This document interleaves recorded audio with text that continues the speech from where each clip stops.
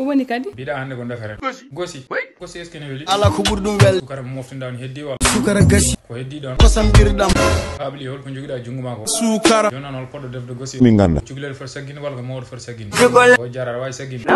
tan ma wiide non mi ñamata gace bo jarde wi ko ñamra gosi ane horma wawa saginde gosi sa sikki min baaduma buri horma mine horam bodo wawi joni mi sagini ala porle babli ar way lewjid korede boluji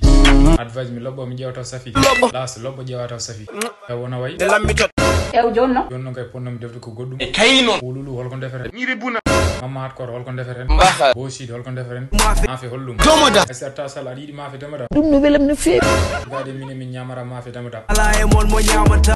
e wo joni baden kolo goto fo adda ko jogi marba holko gaddara mari diwlin mamma hat kor holko gaddara kiwis hol goddum kanje certa sala holko gaddara tamate advice holko gaddara kobar soble ka picking holko gaddara korda sal holko gaddara kudulus fof ardi on jejjiran haydara ne dilaj holto yimbe cagina galle galle hol yo gallame galle mo jonon hol cagino min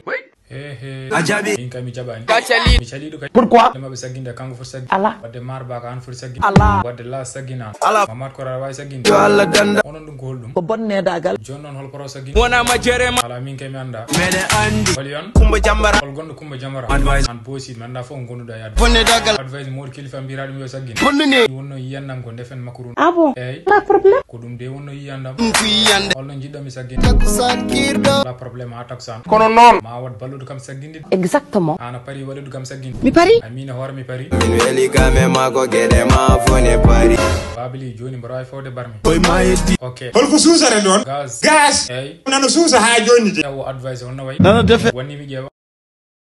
hunde bendi ada wawi deftu yawi bo jara mi aram walma unde nokos okay mbada mare ma joni tawoniri yade ey jinno nawaram jade bo jara mo ngardami de tagma wiide murut wonko woni don cakkude wonnoni bolni holto woni ay so cekke bonde ngoni wonge mana nyami No. kam bo jara ko ni rango pirtida Yo, mayde bonde yenemo. ama ti ngo padon makru dum ko holdum ko bandiyagal bo jara ko an kalda mi talani hala wadde non fama ko wonno ko so defta ma nyamara hen par force a defta jeewa Awari horema hege. gaw bo ar wa irtude barmo Ala problème. irtu barmo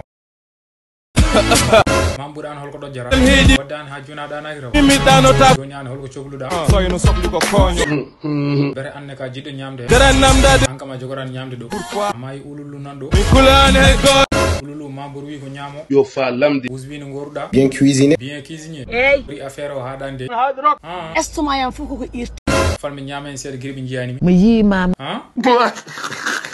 ululu war haltoyde mi mona kotto dotti walla on dottani histoire ote o rotu gadda so arima mi ñam an bo jara mbiɗa est ce que aɗa laaɓi suguña ko suguñi ɗoy suguña mawol o koye diwti wonde suguñi komi vampire ɗo windaɗo abonné ñoƴƴuɗon ɗo windaɗo abonné koko wojji ñoƴƴa sa ñoƴƴi ñoƴƴa e cloche oɗo mbo kollumon mi sa ñoƴƴi mbawa naddi ti allah mo walli mo tampa